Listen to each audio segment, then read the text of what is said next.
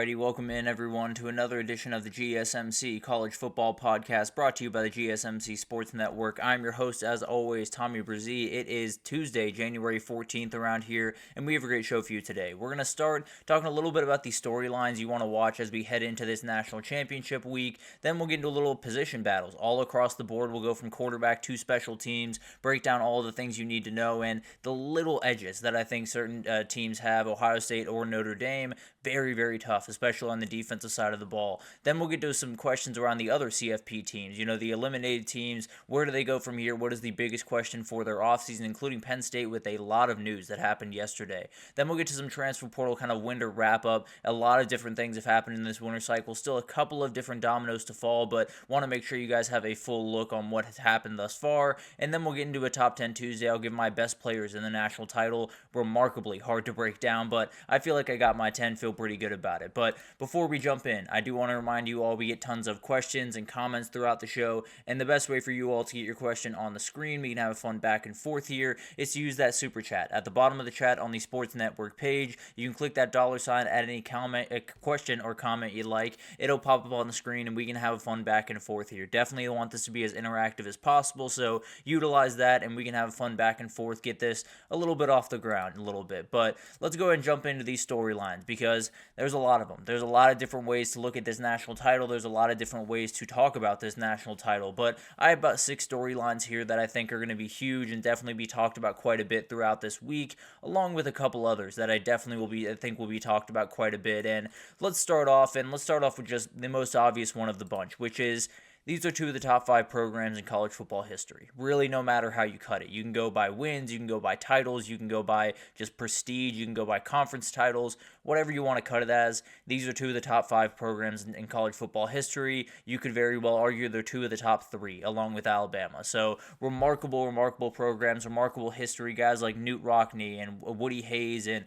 Jim Tressel and a million other guys that have been a huge part of both these programs' histories. And Ohio State second in wins all time. Notre Dame's 4th. Ohio State has 8 titles. Notre Dame has 13. Now Notre Dame's was the last one, was back in 1988. So trying to get back on the mountaintop. Obviously, the last one for Ohio State was the first time in the 4-team playoff back in 2014 with that amazing Cardale Jones run. That was one of the most memorable runs that I can, at least in my lifetime, for sure. But overall, I think these are remarkable programs for a million different reasons, obviously. They've been at the mountaintop, but more than anything else, there hasn't really been a moment where they've just been afterthoughts in the world of college football. Both these programs have done such a good job hiring elite coaches and getting elite talent in there very consistently, and also having the university kind of just be lockstep in the athletic department in the football program and really set them up for success, even when you move from a Jim Tressel to an Urban Meyer, or an Urban Meyer to a Ryan Day, or in Notre Dame's case, a Brian Kelly to a Marcus Freeman. They've been able to sustain success really throughout that time. Obviously, Notre Dame hasn't been quite on top of the mind as much as Ohio State has been the last decade or so, but both these programs are at least around 9-10 win programs pretty much every single year, and I don't see that stopping anytime soon. Frankly, I see both of them kind of kicking it into a new gear as we head into this new world of college football. But both programs are obviously top 5 in college football history, and they have a chance to add a new chapter to that story. You know, Notre Dame can add a 14th title, the first since 1988. Ohio State can continue to be probably the best program in the entire country and get back on the mountaintop for the first time in just about 11 years. A decade. Let's just be totally fair, a decade. But remarkable programs, and they'll be facing off in the biggest game of the entire year. Then you got some head coach recalibration, and somewhat this has already happened for Marcus Freeman, I would say, but I do think he still has that last hump to get over. And then Ryan Day, I don't even know if I have to explain, but we'll start with Marcus Freeman. I do think during that Georgia game, there were a lot of people that kind of changed the way they look at Marcus Freeman. I always thought he was a fantastic head coach that stumbled at different moments against inferior competition, like Marshall and NIU. I always thought he was a great head coach, but there were questions there, no doubt about it. I didn't necessarily think he was going to be able to go toe-to-toe with Kirby Smart. He was more than able to do that. So he's obviously gotten a little bit of a boost throughout this tournament, but let's be honest. He lifts a national championship in his 3rd year at Notre Dame, becomes the 3rd coach in the entire country to be a national champion. I think you're in a position where the NFL is calling very aggressively, especially that Bears job, which we have some news around the NFL realm around Deion Sanders that we can break down tomorrow. But overall, I do think it's one of those moments where Marcus Freeman's had this recalibration just a little bit, but there is that last moment. There is that last moment. Say they lose this game, they come back next year and lose an early game to a team they're not supposed to.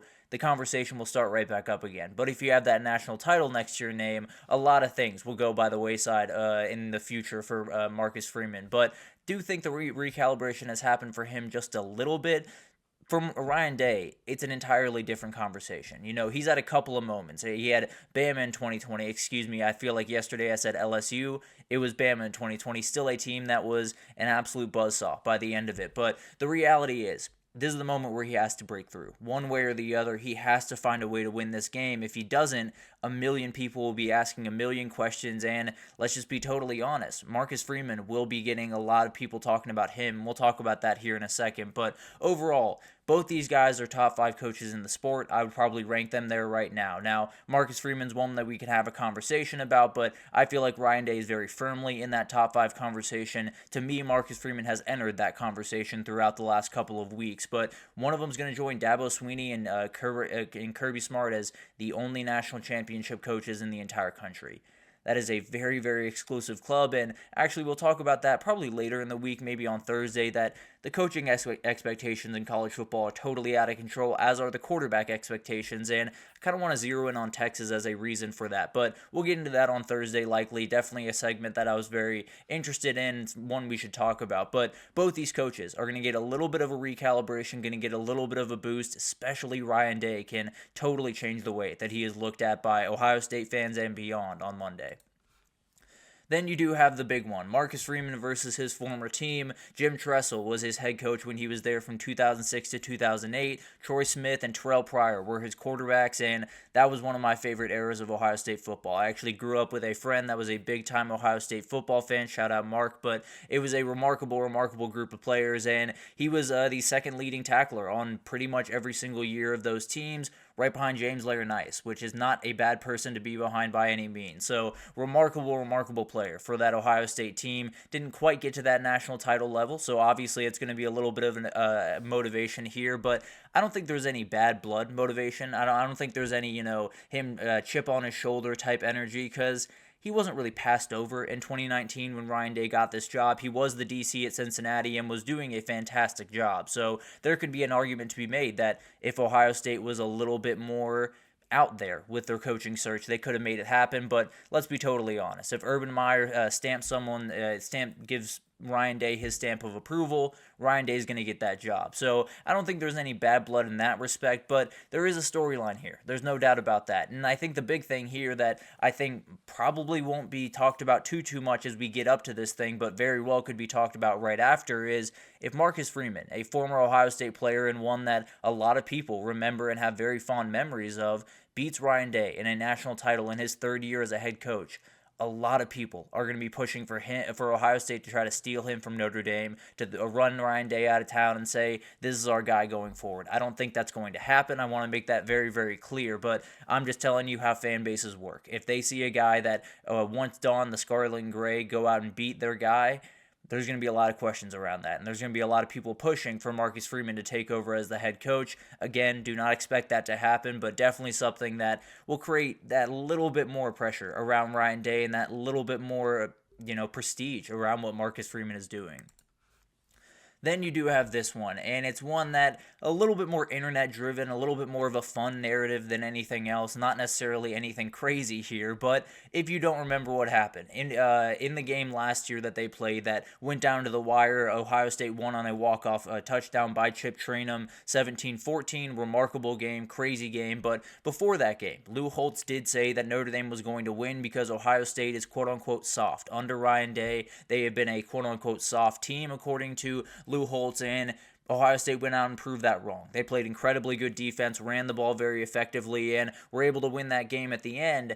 And then Ryan Day gave a little bit of a call out to Lou Holtz, saying, where is Lou Holtz right now? But at the end of the day, I don't think this will be a whole lot, if I'm being totally honest. I don't know how much traction you'll get out of this one. I don't know how much talk you'll get out of this one in this weekend, throughout this week, but I do think there will be a little bit of this. And frankly, I'd be lying to you if I didn't kind of want Lou Holtz to stir the pot just a little bit. Not necessarily throw aggressive stones or anything like that, but give him a little poke at some point and see what happens, because I think it would add just a little bit of flavor to this one. Obviously, Jeremiah Love referenced wanting to play Ohio State. He wants to play the best, felt like Ohio State was better than Texas. That was obviously proven, and he wants to get a revenge for this game right here. So I'm sure Lou Holtz is right there with him on that one. It's going to be a little bit of a underlying storyline, and one that mainly you'll see on kind of the Twitter world and the Instagram world, but at the end of the day, I do think it's going to be a really interesting one, and I got to be honest, I'm really hoping Lou Holtz just says one or two little things throughout this week that